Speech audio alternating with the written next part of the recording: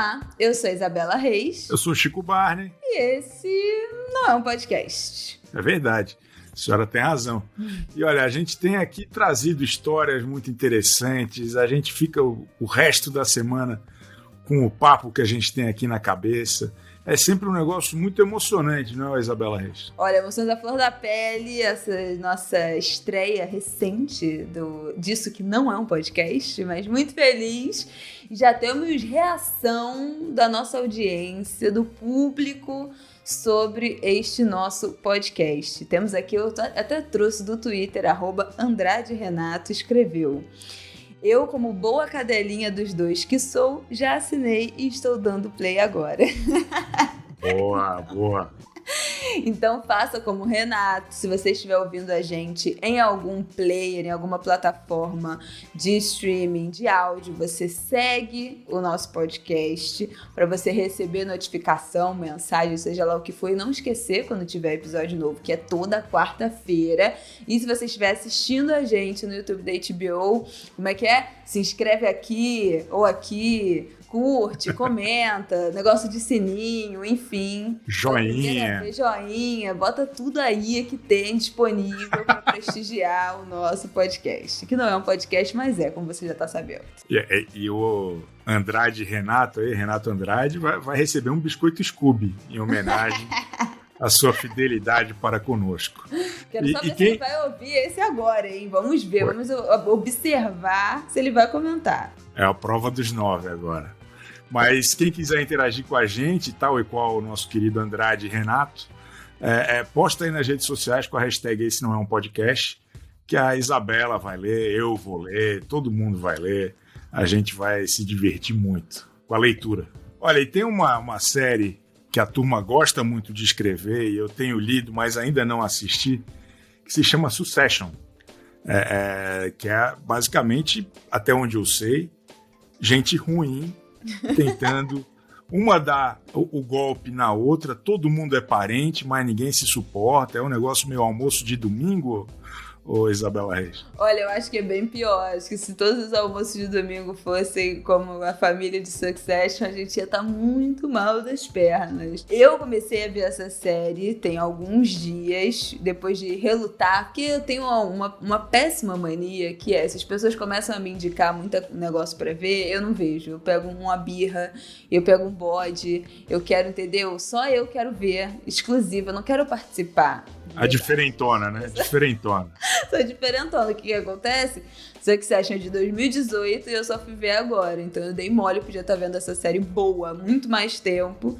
Mas eu dei mole porque me venderam a série. Talvez isso seja você que esteja ouvindo, talvez tenham te vendido a série errada. E agora eu vou te dizer qual é a grande questão. Falaram que não, é uma série de uma família que é dona de um conglomerado de mídia e as tretas não sei o quê. O que eu achei? Que era uma série de jornalismo. Eu, como jornalista, já peguei pavor. Falei, não vou nem ver isso. Pelo amor de Deus. Não quero saber de negócio de trabalho, eu não quero pensar em negócio de mídia, pavor disso tudo, eu não quero saber. Então, não assisti, mas não é nada disso. É uma série sobre uma grande treta familiar, uma família de gente horrorosa, pessoas insuportáveis, mau caráteres, assim, último grau. Eu não assisti ainda por causa disso, Isabel. Porque lembra muito a minha família. Ai, que horror. Gatilho.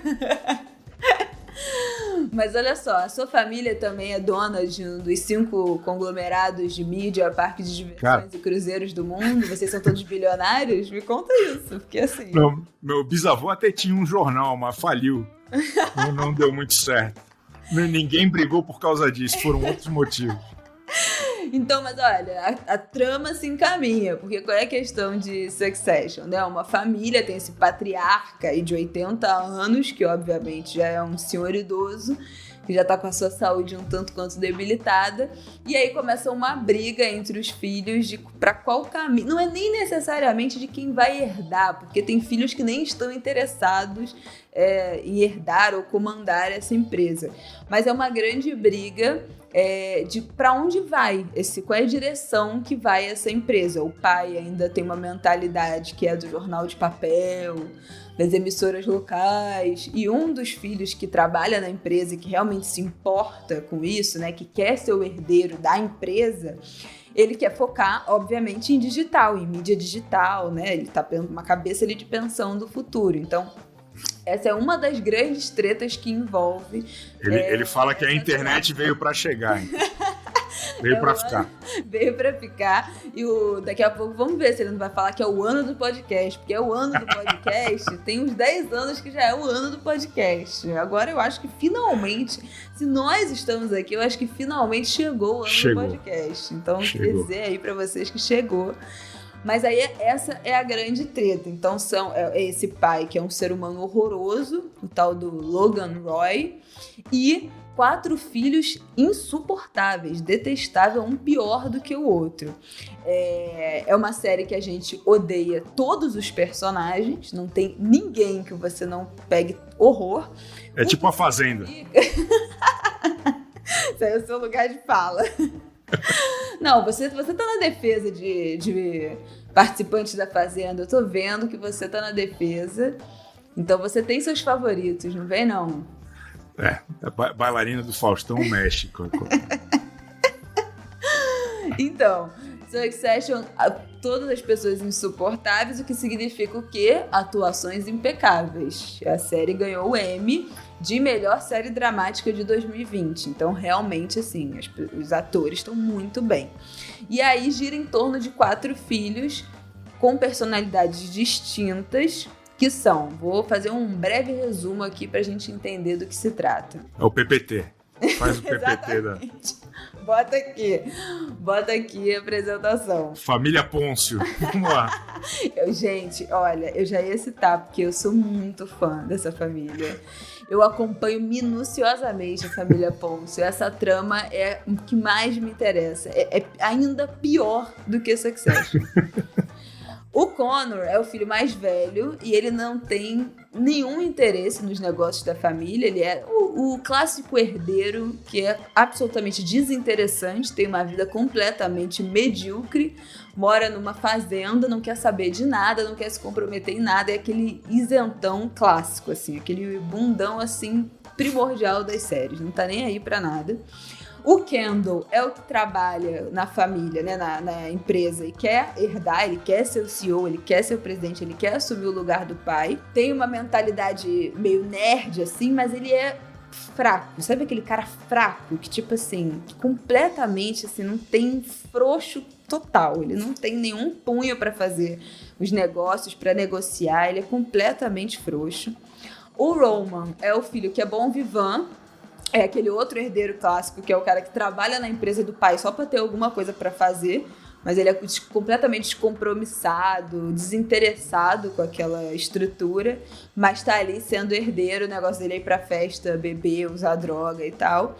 E a Shiban, que é a filhinha do papai, que é, né, a protegida de certa forma, mas que resolve ser estrategista e consultora política de comunicação, de campanha política, não tá nem um pouco interessada também nesse conglomerado de mídia. Mas assim, ninguém tá interessado, mas todo mundo é acionista, né? Ninguém tá interessado, mas todo mundo tá ganhando um dinheiro. Então... É uma dinâmica familiar meio Zezé de Camargo e Luciano, família Camargo. Eu gostei, achei interessante. Então é isso, pessoas detestáveis, né? É uma mistura de personalidades que tem tudo para dar errado e dá para nosso deleite, para nossa alegria como audiência, dá tudo errado. Então a família é só treta do início ao fim.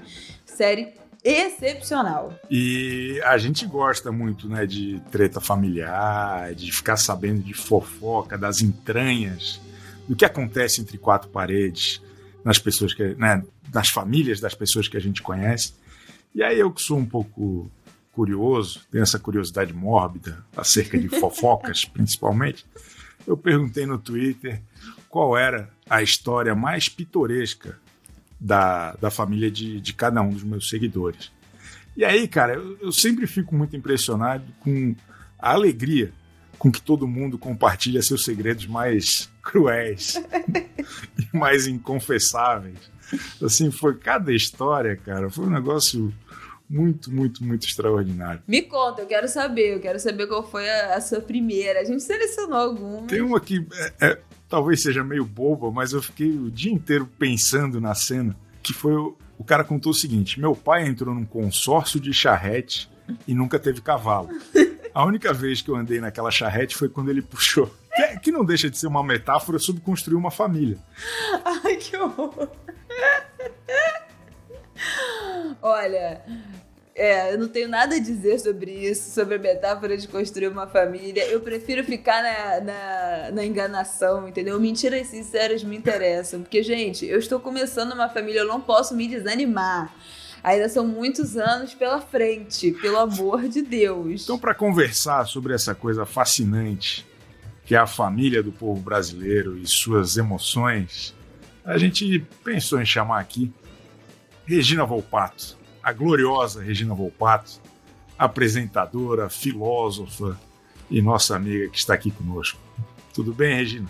Tudo bem, obrigada pelo convite, apresentadora, filósofa e outras cositas más. Fora o baile.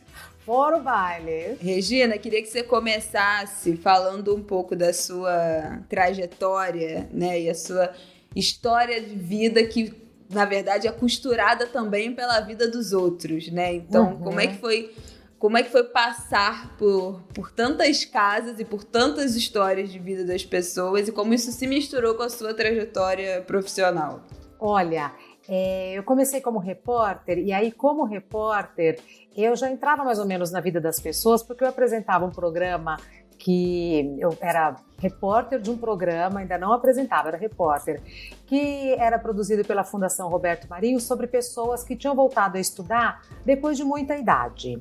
Então, meu trabalho era ir na casa dessas pessoas, ver a realidade delas e depois acompanhá-las nas aulas do telecurso 2º grau.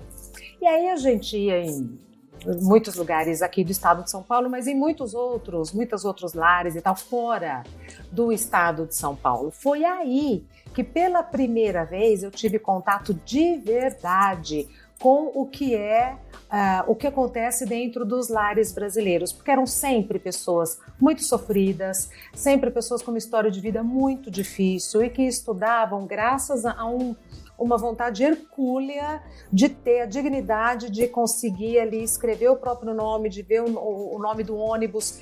E quando eu entrava na casa delas, eu via assim, o tanto de coisa que elas tinham que ou relativizar, ou relevar, ou esquecer, para dar conta de realizar esse sonho. E isso eu acho que marcou a minha carreira profissional, a minha personalidade sem dúvida nenhuma, mas marcou a minha carreira profissional que, sem eu perceber, me levou para o Casos de Família e me trouxe hoje, melhor dizendo, para um programa chamado Mulheres, em que eu faço culinária, em que assim, a gente mais ou menos que faz um arremedo da vida das pessoas, né? Então tem culinária, tem muita fofoca, tem pauta médica. Então eu entrei sem me dar conta nos lares das pessoas e não saí nunca mais.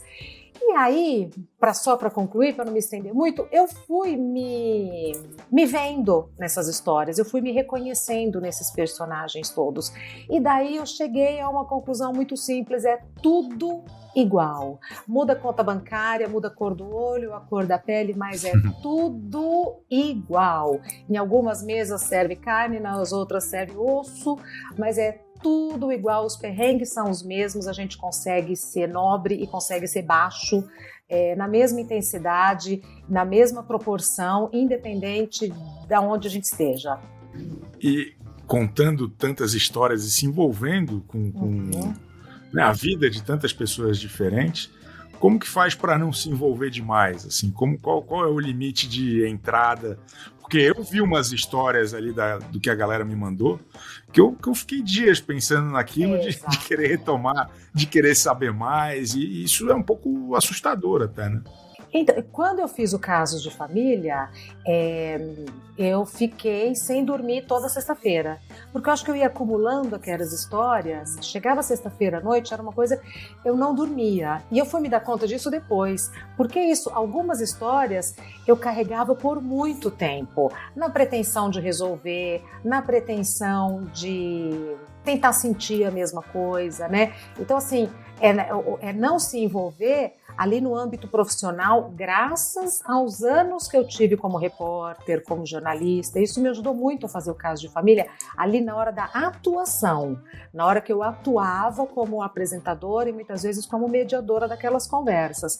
Mas eu carregava essas histórias comigo e sofria por elas, e depois eu queria saber o que tinha acontecido, né? Não tem como não se envolver, não tem como. Entrando no nosso tema, voltando para o nosso tema, agora com as redes sociais, né, a gente vê a quantidade de gente, de Instagram, de fofoca que vai repercutindo as coisas, e é um ciclo muito vicioso, né? As pessoas, os famosos, e às vezes nem tão famosos, né? Vamos combinar, compartilham a sua intimidade familiar, a sua privacidade, aquilo repercute, e aí as pessoas xingam, e aí as pessoas comentam, e aí elas voltam e se explicam, e elas ganham mais seguidores, e aí elas se expõem mais ainda, e aí é um ciclo né, que é retroalimentado da fofoca e da exposição, da fofoca e da exposição. Como é que é isso, assim? Porque a gente virou... o brasileiro gosta muito de fofoca, né? Ou as pessoas gostam muito de se expor. Fico meio perdida. É impressionante. Não, e acho que até tem gente hoje vivendo dessa exposição e pagando para repercutir, né? Não é simplesmente que acontece, é a galera que tem uma máquina girando ali para tentar... às vezes viver das fofocas da própria família. Os Kardashians brasileiros têm em cada cidade hoje, praticamente. E eu acho que existe uma inteligência que eu não consigo acompanhar e, assim, de certa maneira, eu até admiro. Tem gente que sabe manusear e manipular muito bem esse fluxo, esse movimento, sabe? Assim, são pessoas que já têm um roteiro na cabeça e executam esse roteiro sendo personagens deste próprio roteiro, que eu acho, assim, admirável, que eu fico, eu não acredito, eu não, assim, algumas vezes, gênios a serviço do mal, mas assim, tem umas coisas que eu não acredito que as pessoas fazem e surte efeito como dinheiro, né, sejam seguidores, likes, tudo isso se traduz em dinheiro. O pessoal lá do Twitch não se fez de rogado. A turma mandou umas histórias que eu queria contar para vocês aqui, se vocês não se importam. Não, a gente quer. Como, por exemplo, a história do Manzos. A turma tem uns nomes bons também. O cara escreveu o seguinte: é normal aparecer gente lá em casa que é meu primo e a gente não sabia, porque meu tio era hippie. Então sempre rola uma comoção quando alguém toca a campainha e não sabemos quem é. Aí a gente já solta. É parente novo. E às vezes é mesmo. Eu vou emendar no da Rívia, que ela conta, Rívia Nogueira, ela conta: meu avô foi casado com 2 mulheres por 30 anos. De cada uma ele teve 3 filhos. Eu sou neta da Maria e meu marido é neto da Helena. Ou seja, né? Hoje temos 2 filhas netas dos 2 amores do meu avô. Versão romântica da história. O avô, a minha avó, né, de quem escreve, da Rívia, faleceu, e o avô de 85 anos continua casado com a Helena, de 83. Então ela conheceu o marido que era neto da outra mulher da avó. Ô, Isabela, ele foi assim, casado... Tem que fazer um organograma. Ele foi casado por 30 anos com 2 mulheres ao mesmo tempo? Ao mesmo tempo. Eu entendi que é ao mesmo tempo, não é isso, Chico? Artista. Ao mesmo tempo. E ela não diz amante, ela não diz meu avô tinha uma amante. Ela fala, ele era casado com 2 mulheres, ponto, por 30 anos. 3 filhos com cada uma. Acho maravilhoso, porque não teve nenhum juízo de valor, né? Foi casado com 2 mulheres, ponto final, problema delas, problema dele, maravilhoso. Você acha que a nossa geração, essa geração mais jovem, bom, não sei quantos anos a Rívia tem, mas a galera de talvez 40 menos, mais nova, lida melhor com essas recombinações de família? Eu falando que tinha uma mãe, tinha uma prima que é um irmão, não sei o quê. Você acha que a gente é mais cabeça aberta nesse sentido? Lida com isso com menos tabu? Menina, você sabe o que eu achava. Agora, eu não sei mais o que eu acho. Primeiro porque eu não sei mais a idade das pessoas. Eu vejo umas pessoas tão chatas, tão travadas, tão duras, E você pergunta a idade, fala, eu tenho 30. Você fala, nossa, porque assim, com todo o meu preconceito, eu tô com 53. Com todo o meu preconceito, com todo o meu histórico de vida, as pessoas iam ficando mais azedas à medida que o tempo passava. À medida que o tempo passou para mim, eu tô vendo que é o contrário. A gente vai ficando mais doce, pelo menos eu e a turminha ali que vivemos na mesma bolha. Eu vejo pessoas muito rígidas, muito sem humor, sem abertura para a vida e com pouco tempo de vida. Por outro lado, eu vejo uma galera assim, eu sempre falo assim, a minha filha está com 24 anos, e desde os 15, 16, que eu vejo o pessoal ali com quem ela anda, lidar de uma maneira tão solta com as emoções, com as escolhas, com as diferenças. Então eu não sei se tem a ver com idade, eu não sei se tem a ver com a água que a gente bebe, com o que a gente come, com o que a gente fuma, com o que a gente cheira, com o que a gente... Sabe assim? Não sei. Falando em cabeça mais aberta ou menos aberta, tem aqui a história do Vicky Barros. Falou o seguinte: um tio por parte de mãe do meu pai é casado com a prima da minha mãe, que é filha de um tio por parte de pai do meu pai. Gente, é impossível de entender. Pra não dizer que é mentira, olha aqui, antes de começar, eu tava vendo o nosso roteiro, eu tentei fazer uma árvore genealógica dessa história. Tio, pai, mãe, por parte de pai, por parte de mãe, é impossível de conseguir compreender do que se trata esta família. Então, Vicky Barros, pelo amor de Deus. Mas olha, complementando o que a Regina falou, eu também tenho a mesma sensação. Eu tenho quase a idade da sua filha, eu sou um ano mais velha que ela, tenho 25. E a minha bolha é de uma galera muito, sabe, assim, liberta, sem essas, né, não é uma galera reprimida, é uma galera que gosta, né, de experimentar, que tá ali disposto a conhecer o outro, a ouvir o outro. Eu não sinto essa alma conservadora de quem me cerca na minha bolha. Mas quando a gente expande, né, e sai, em algum momento, alguma coisa que a gente posta sai um pouco da nossa bolha, ou então a gente entra num perfil que é completamente diferente do que a gente está acostumado agora nessas redes sociais, inclusive nessas páginas de fofoca, e vai ler os comentários, você fala, gente, pelo amor de Deus, acho que ainda tem, bom, e crescentemente, eu poderia dizer, um movimento muito conservador dos costumes, né? Querendo reprimir muito a liberdade de uma galera que é jovem, que tá aí na pista querendo viver, entendeu?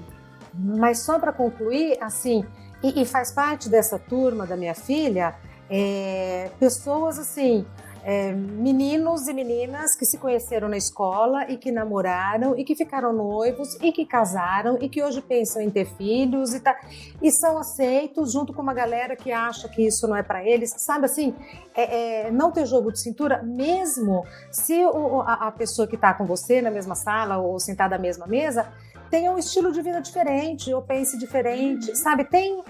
Eu não sei mais o nome, se é tolerância ou se é empatia, mas assim, são outros vínculos que os unem, né? Não o jeito que leva a vida e tal. Eu queria saber do Chico, o que ele acha. Eu tenho a impressão que a galera fala muito sem pensar.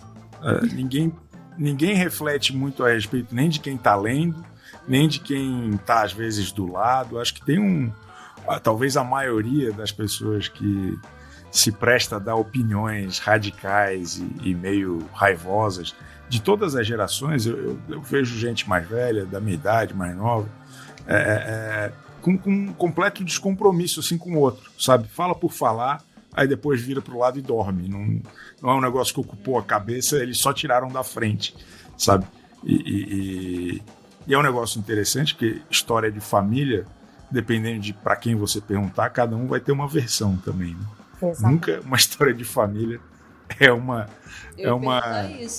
unanimidade. Que isso explica também essas complicações familiares, porque eu acho que tem também porque é família, todo mundo tem essa falácia de que tem que aturar tudo do outro, tem que entubar tudo, né? Então você pode falar de maiores atrocidades que é família, né? Família é essa instituição protegida, então Você acha que dentro das relações familiares, Chico, também tem essa né, questão do outro vira, despeja tudo, te sacaneia, fala tudo na sua cara, passa a perna, não sei o quê, mas não, tem que aturar. Acho que o maior desafio da relação familiar é não se importar tanto assim.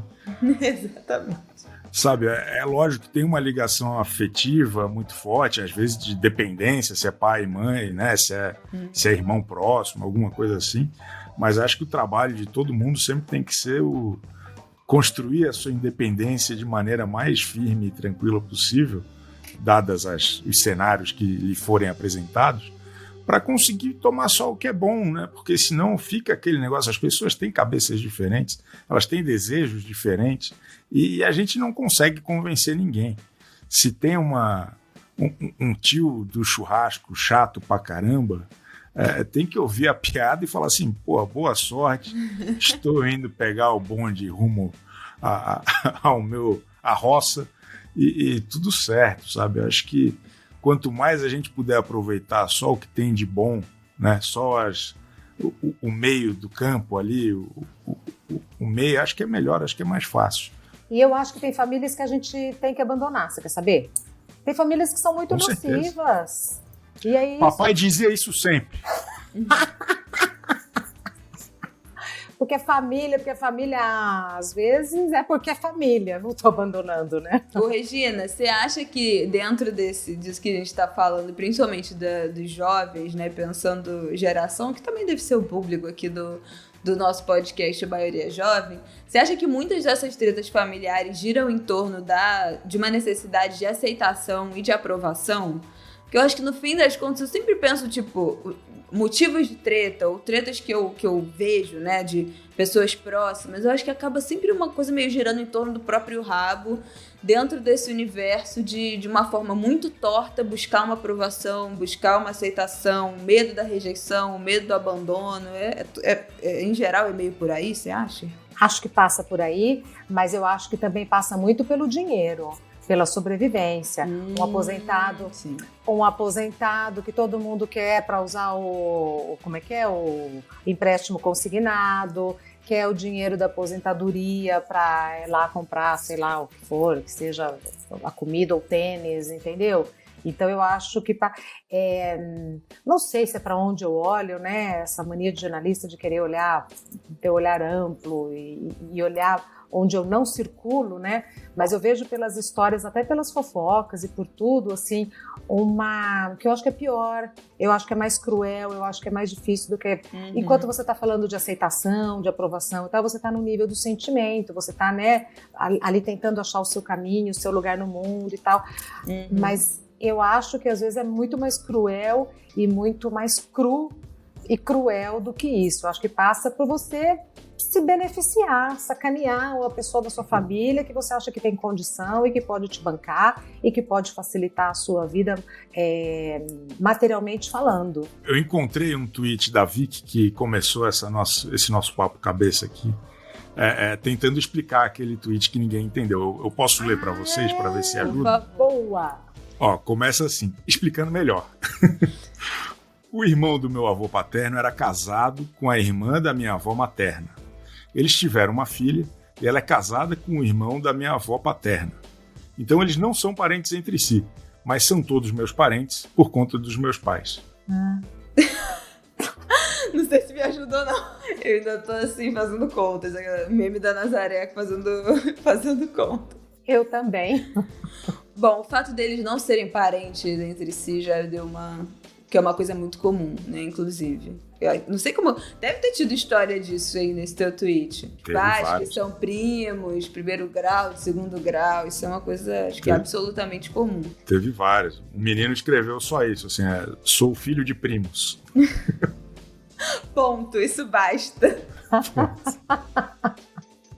Ué, imagina quanta fofoca na cidade dele, não? Nossa Senhora. E dentro da família. E dentro da família, imagina, festa de fim de ano. Bom, a gente tem aqui dois áudios de Déia Freitas. Regina, não sei se você conhece Déia Freitas. Ela é psicóloga, ela é roteirista, produtora animal e é a voz por trás de um podcast dos mais famosos do Brasil, um sucesso retumbante chamado Não Inviabilize. Dentro desse podcast, ela tem um quadro que chama Picolé de Limão, que ela conta as histórias mais bizonhas que você pode imaginar, que a galera manda e-mail pra ela contando e ela reconta, faz a narração dessas histórias para preservar a identidade dos envolvidos, mas as coisas mais absurdas e, óbvio, faz um sucesso enorme porque a gente gosta mesmo de ouvir coisas escabrosas e saber da vida dos outros. Então, a gente perguntou pra Déia aqui que essa história toda dela começou lá no Twitter. Ela era um perfil anônimo, não tinha nem foto, né? Na época nem se sabia como era o rosto dela. E tudo começou no Twitter, ela contando as histórias dos outros. Antes disso, tudo virar um podcast. As pessoas iam na DM dela, mandavam essas histórias. E aí ela recontava no perfil para os usuários ali do Twitter comentar e opinar para a pessoa em questão receber conselhos e dicas do que ela deveria fazer. E aí eu perguntei, como assim as pessoas se abriam e contavam as histórias mais pessoais, mais profundas para um perfil anônimo, que elas não sabiam nem o rosto? Como é que a gente confia tanto assim em pessoas estranhas para contar essas intimidades? E aí foi isso aqui que ela respondeu pra gente. Oi, Bela. Oi, Chico. Tô muito feliz de saber que agora eu vou poder ouvir vocês dois juntinhos aí num programa novo. Desejo tudo de bom aí nessa estreia. E tô aqui para responder algumas perguntas da Bela e do Chico. Então vamos de história. O meu interesse de ouvir e contar histórias vem desde criança. Eu tinha um tio meu que me criou, né? Meus pais morreram muito cedo, que me apelidou de fofocão, porque tudo que eu ouvia eu reproduzia, eu contava mesmo. Então, se você estava contando uma história para alguém ali, eu estava prestando atenção, porque eu já tinha esse interesse em ouvir a história das pessoas e de contar também. Então, isso vem desde criança, assim. Tem gente até hoje que acha que as histórias que eu conto são fanfics, né? São histórias inventadas. Mas uma coisa que é muito legal e que acontece direto no Twitter, geralmente eu conto uns trechinhos das histórias que eu vou contar no podcast. E você pode abrir qualquer tweet meu que tenha a história mais absurda que eu tenha recebido, que você vai ler ali nos comentários pelo menos mais umas 2 pessoas que ou passaram por aquilo ou conhecem alguém que passou por aquilo. E o ser humano é isso, né? Nós somos muito complexos, né? Nem sempre somos mocinhos e também nem sempre somos os vilões. Então, né, numa história pode ter uma passagem ali de alguém que foi péssimo, mas que depois lá na frente, sei lá, tá junto de novo com a pessoa, enfim. Pois é, a partir disso que Déia falou, a minha pergunta para você, para Regina e para o Chico: vocês, né, presença na rede social, pessoas públicas, as pessoas chegam até vocês para pedir conselho e contar coisas e perguntar como é que vocês reagiriam em tais situações? Não, pô, o famoso é a Regina, pô. O pessoal me pede nem trocado. Duvido. Deve pedir dica de série. Não, a turma não. Ninguém fala sério comigo, não. E com você, Regina? O tempo todo. Tanto que no Instagram, quase que semanalmente, eu faço uma publicação que se chama Eu Acho. Então as pessoas mandam eu coloco a caixinha, elas mandam o dilema delas assim, e aí eu respondo depois dizendo o que eu acho. Né? Porque é o que eu acho. Teve um sujeito, há um mês atrás mais ou menos, que falou assim: o meu sonho é ser traído pela minha mulher, mas eu não sei como falar isso para ela. Aí eu dei a sugestão, ele colocou em prática e depois respondeu: fiz o que você falou e deu certo, ela me traiu e eu sou o homem mais feliz do mundo. Conta mais, Regina, por favor. Não, Qual foi a dica? Qual foi a dica? Eu falei pra ela, chega nela e fala, dá um toque, que de repente ela é tudo que ela tá querendo ouvir e você acha que ela vai se espantar. De repente ela já até te trai e você não sabe. De repente você já é feliz e não sabe, meu amigo. Dá um toque pra ela. E foi o que... Então, assim, isso é muito... Aí eu não revelo, aí eu sei quem são as pessoas, porque vem pela DM, eu tenho acesso, porque eu também tomo cuidado, porque tem algumas pessoas que me pedem opinião. Dá pra perceber que a pessoa tá sofrendo, né? Então, eu não falo nada de política, não me recuso a dar qualquer palpite sobre política, mas assim...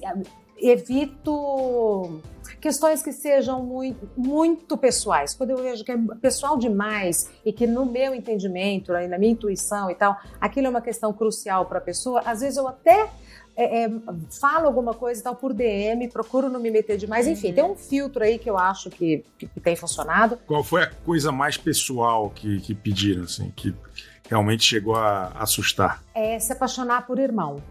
Não é que assusta, é que é sério, entendeu? Porque assim, esse eu acho, tem ali um toque de, não sei se é de humor, mas tem um toque de deboche, digamos assim, né? E eu acho que tem algumas questões que não cabem o deboche, né? Tem algumas, quando eu percebo que tem um limite, né? Assim, eu perco a piada, eu não perco o amigo, eu sempre fui assim, mas assim, mas nesse eu acho, vem cada coisa que eu falo, eu não acredito. A outra que só separou, não quer mais nada com o cara, mas o cara quer encontrar com ela pra dar uma de vez em quando, e ela falava, a única coisa que ele era bom era na cama. Eu falei, mas é uma amiga.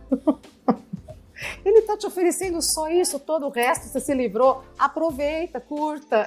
Sabe que esse tipo de questão vem muito. E eu acho que são questões que talvez se eu as conhecesse, se eu conhecesse essas pessoas, talvez elas não me diriam. Falam porque é isso, porque tem essa distância, né? Total, eu acho que total. Tem umas coisas... Eu abri uma caixa, não tenho essa periodicidade, porque não dá, mas abri uma vez uma caixinha de pergunta no Instagram falando, me peça um conselho. Gente, assim, primeiro que 90% das questões eu acho que podem ser resolvidas com conversa, fala, diz o que você acha. Eu acho que tem um bloqueio muito grande disso, de sentar e conversar, que é isso que o cara falou. Eu quero que a minha mulher me faça corno. Como eu faço isso? Amigo, você vai ter que falar. Não, mas o dilema dele era esse. Meu sonho é ser corno. Não sei o que eu faço. Eu queria que todos os meus dilemas fossem nesse nível, assim. Bagulho fácil. E aí, de repente você já não sabe, amigo. Muito bom. Você sabe que a Glória Pérez, numa entrevista, ela falou que tudo que ela escreve é baseado em histórias que ela já ouviu e que a realidade era sempre muito mais cruel do que o que ela mostrava nas novelas. Ela falou isso há muito tempo e olha que a história de vida da Glória Pérez é uma coisa absurda. Eu fiquei com isso na cabeça, nunca mais esqueci. E a Glória Pérez tem umas novelas bem rocambolescas mesmo. O pessoal sempre fala, pô, absurdo, atrás de absurdo. Isso parece novela da Glória Pérez. Tem alguma história, Regina, da tua família, do entorno, que pareça uma novela da Glória Pérez? Muitas, mas eu não vou falar. Histórias públicas. Muitas. Que você já tenha tratado. Manda pra Déia que ela muda o nome lá no podcast dela. Boa, pode ser. Nossa, mas é isso, né? Cada história que você fala, não acredito. Minha família. Porque as pessoas olham pra gente e fantasiam coisas, né? Projetam na gente coisas boas ou ruins. Então, por isso que eu ouvi aquelas coisas lá no Caso de Família, assim... E tinha gente que... A Hebe falava pra mim, nossa, mas como é que você ouve aquelas histórias e tal? Eu pensava assim comigo, mas já aconteceu na minha família, que tô tendo a família dos outros, é só repeteco. E como é que era? Uma coisa que me deixa, assim, pensativa sobre o Caso de Família é essa... E tá todo mundo ali, né? O lado contra, o lado a favor, as pessoas estão ali pessoalmente na televisão, dispostas a aparecer, a falar nacionalmente sobre aquele problema, a tratar nacionalmente sobre isso, sair como vilão, tomar um esculacho da plateia ali na hora, ao vivo, né? Tomar um enquadro. Como é que era isso, assim? Porque eu acho que hoje, eu não sei, porque a minha sensação é que hoje as pessoas seriam muito mais... polidas, por um medo até das redes sociais, de eventualmente, né, isso repercutir, de serem massacradas e o cancelamento, não sei o que. Eu acho que eram realmente outros tempos, ou não? Então, era uma época que não existia Facebook, não existia Twitter, não existia o Messenger e aquele outro, como é que chama? O Orkut. Então, a gente está falando de uma década atrás, né? Então, assim, era muito diferente. Numa época em que a gente não via negros, a gente não via gays, a gente não via pobres, a gente não via pessoas sem dente na televisão. Então, à tarde, né, numa televisão aberta. Então, eu me orgulho muito de ter feito isso, de ter uma pessoa na plateia sendo chamado de doutor, que era o Dr. Hildo, que era um negro. Dr. Hildo, e quando ele falava, todo mundo ficava quieto e ouvia. Então, aquilo era muito, pelo menos, eu nunca tinha visto aquilo no Brasil, entendeu? E a gente fazia. E não tinha o esculacho. Quando tinha o esculacho, era uma atmosfera diferente. Eu não estou dizendo melhor, era uma atmosfera diferente. Mas, num primeiro momento, houve sim um grande estranhamento das pessoas olharem para a televisão e se depararem com pessoas pobres, com pessoas que tinham outro padrão de beleza, com pessoas que tinham outro padrão de comportamento, que viviam de outro jeito. Então, eu lembro que, não, mas não dá, porque em casa não tem privacidade. E eu, na minha ignorância, falava, mas vai para outro lugar. E a pessoa falava, não tem outro lugar. Onde a gente mora é um cômodo e não sei o que, sabe assim? Então, foi um Brasil escancarado ali na tela, no palco e na tela e na plateia e tal, que eu nunca tinha visto antes. Mas as questões familiares permanecem, né? Elas não mudaram muito de lá para cá.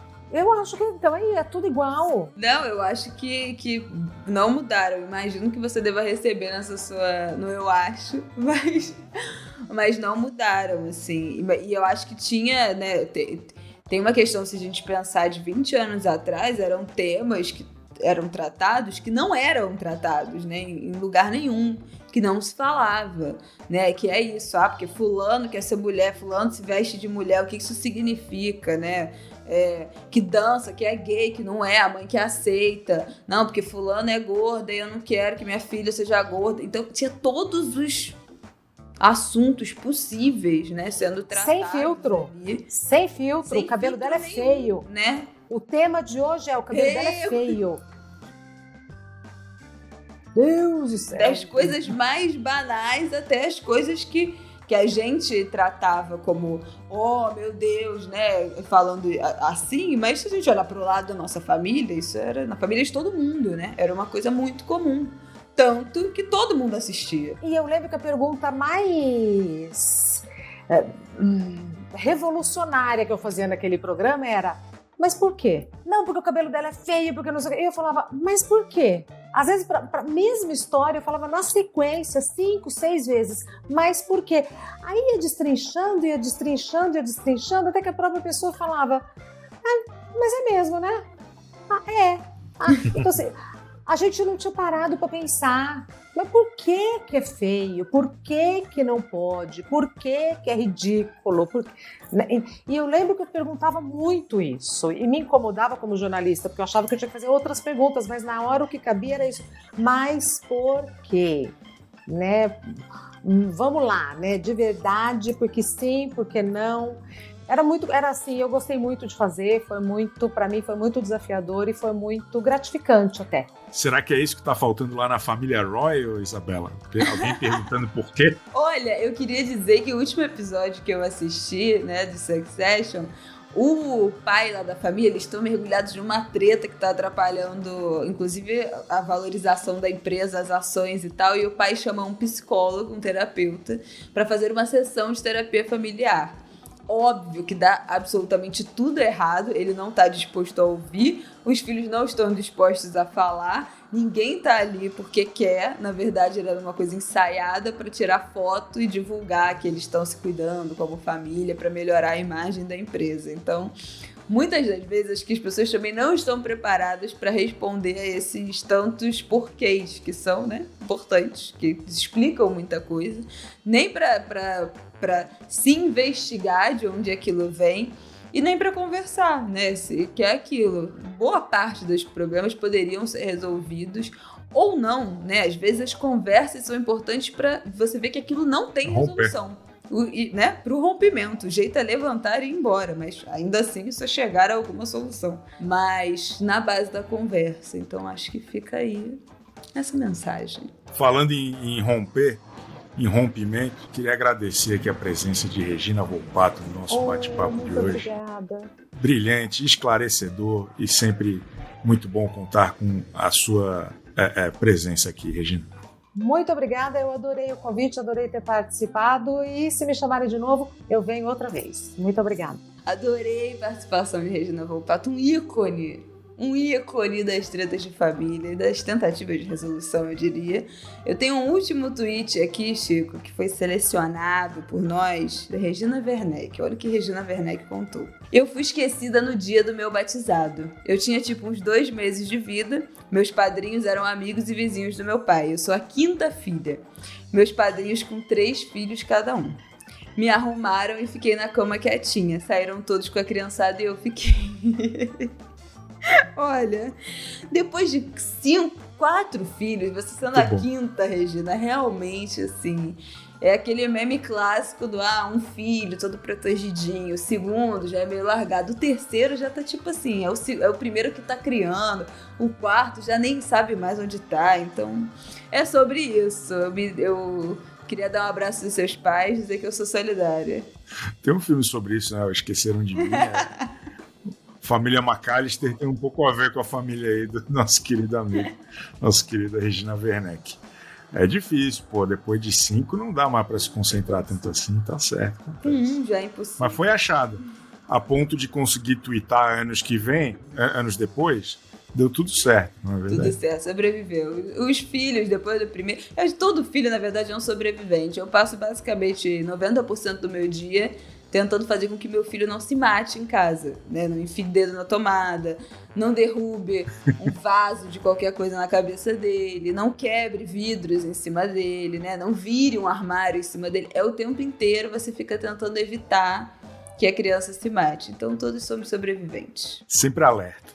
Isso que é importante. Vai ficando todo mundo alerta, mas depois do 5º, segundo a Regina Werneck, fica um pouco mais difícil. Mas acho que também as crianças vão ficando mais resilientes ao longo do tempo.